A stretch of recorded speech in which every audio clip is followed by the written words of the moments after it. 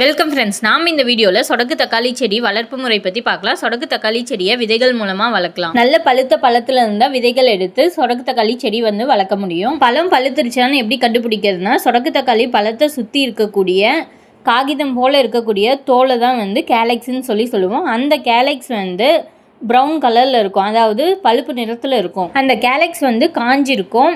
அதுக்குள்ளே இருக்கக்கூடிய பழம் ஆரஞ்சு இல்லை மஞ்சள் நிறத்தில் இருக்கும். அந்த பழத்தில் இருக்கக்கூடிய விதைகளை எடுத்தால் அந்த விதைகளை சுற்றி சதைப்பகுதி இருக்கும். அந்த சதைப்பகுதியை தண்ணியில் போட்டு நல்லா கழுவிட்டு சதைப்பகுதியை நீக்கிட்டு நல்லா வடிச்சிட்டு அந்த விதைகளை பேப்பர் டவல்னு சொல்லக்கூடிய காகித துண்டு அப்படி இல்லைனா நூல் துண்டில் போட்டு ஈரம் போகிற வரைக்கும் நிழலில் காய வைக்கணும். அதுக்கப்புறம் இந்த விதைகளை நர்சரி ட்ரேன்னு சொல்லக்கூடிய நார்த்தங்கால் தட்டுகளில் 0.5 to 1 சென்டிமீட்டர் ஆழத்தில் ஊனணும். அப்படி இல்லைன்னா நர்சரி பெட்ஸ்ன்னு சொல்லக்கூடிய நாற்றங்கால் பாத்திகள் அமைச்சு அந்த பாத்தியில் 0.5 to 1 சென்டிமீட்டர் ஆழத்தில் விதைகளை ஊனணும். அப்படி இல்லைன்னா மண்ணோட கலந்து விதைகளை தூவி விடணும். அதுக்கு மேலே லேசாக மண்ணை போட்டு விடணும். ஒரு ஏக்கருக்கு 250 to 300 கிராம் வரைக்கும் விதைகள் தேவைப்படும். எந்த மாதம் விதைகளை ஊனணும்னா ஜனவரியிலேருந்து ஏப்ரல் வரைக்கும் விதைகளை ஊனலாம். நம்ம விதைகள் ஊனதுலேருந்து 2 to 3 வாரத்துக்குள்ளே விதைகள் முளைக்க ஆரம்பிச்சிடும்.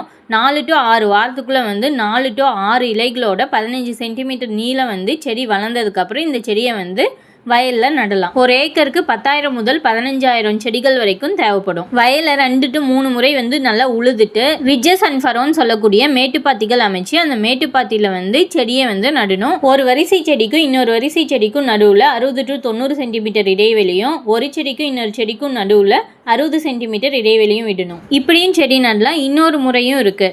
120 சென்டிமீட்டர் அகலத்தில் மேட்டுப்பாத்திகளை அமைச்சு ஒரு மேட்டுப்பாத்திலேயே 2 வரிசை செடிகளை நடலாம். ஒரு செடிக்கும் இன்னொரு செடிக்கும் நடுவில் 30 சென்டிமீட்டர் இடைவெளியும், ஒரு மேட்டுப்பாத்திக்கும் இன்னொரு மேட்டுப்பாத்திக்கும் நடுவில் 60 சென்டிமீட்டர் இடைவெளியும் விடணும். நம்ம செடி நட்டதுலேருந்து 30 to 40 நாளுக்குள்ளே பூக்கள் பூக்க ஆரம்பிச்சிடும்.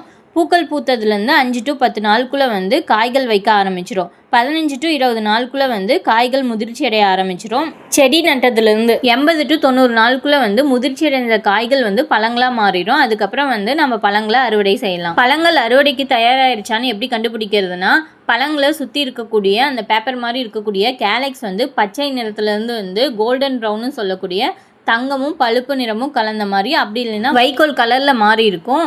உள்ளே இருக்கக்கூடிய பழங்கள் பச்சை நிறத்தில் இருந்து நல்ல மஞ்சள் நிறத்தில், அப்படி இல்லைன்னா ஆரஞ்சு நிறத்தில், அப்படி இல்லைன்னா மஞ்சளும் ஆரஞ்சும் கலந்த நிறத்தில் மாறி இருக்கும். அப்படி இருக்கக்கூடிய பழங்களை நம்ம அறுவடை செய்யலாம். மோஸ்ட்டாக பழங்கள் பழுத்ததுக்கப்புறம் செடியிலேருந்து தானாகவே கீழே விழுந்துடும். 80 to 90 நாளில் முதல் பழங்கள் அறுவடை செஞ்சதுக்கப்புறம் 10 நாள் இடைவெளியில் 2 to 3 மாதம் வரைக்கும் நம்ம தொடர்ச்சியாக பழங்களை அறுவடை செய்யலாம். ஒரு செடியிலேருந்து தோராயமாக 500 to 800 கிராம் வரைக்கும் பழங்கள் கிடைக்கும். இந்த செடியோட பழங்கள் மட்டும் இல்லாமல் இலைகள், தண்டுகள், வேர்கள் எல்லாமே சித்த மருத்துவத்தில் பயன்படுத்துகிறாங்க. இது எல்லாமே விற்பனை செய்வாங்க. ஒரு செடியோட வேர்கள், இலைகள், தண்டுகள் எல்லாம் மொத்தமாக சேர்த்து எவ்வளோ வெயிட் வரும்னா 100 to 200 கிராம் வரைக்கும் வரும். இதுவே ஒரு ஏக்கருக்கு 2000 to 3500 கிலோ வரைக்கும் பழங்கள் கிடைக்கும். இலைகள், வேர்கள், தண்டுகள் எல்லாம் சேர்த்து 1000 to 1500 கிலோ வரைக்கும் கிடைக்கும். இது ஃப்ரெஷ் வெயிட்.